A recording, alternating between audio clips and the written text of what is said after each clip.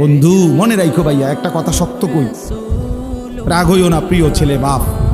এই কপাল পৃথিবীতে উপার্জনের দুনিয়াবি কোনো কাজে লাগে না। এই হাত পাও এগুলা মানুষের অঙ্গ প্রত্যঙ্গ কাজে লাগে বিভিন্ন উপার্জনের কামে। এই কপাল এটা দুনিয়াবি কোনো কামে লাগে না।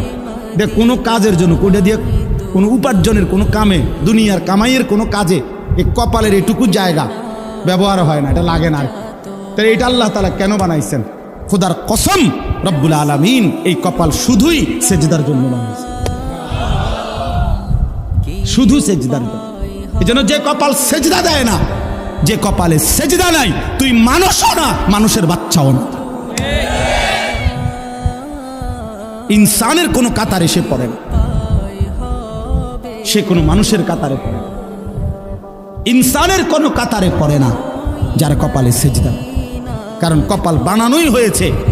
সেজদা কাকে বলে? ওয়াদউল জাবহাতে আলাল আরদ, জমিনের মধ্যে কি রাখা, এই তো কপাল রাখাটারই কি কয়। তার মানে সেজদা কপাল, কপাল বানানোই হয়েছে কিসের জন্য?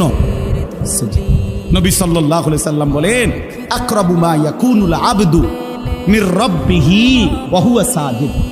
নবীজি বলেন, কোন বান্দা আল্লাহর সবচেয়ে ঘনিষ্ঠ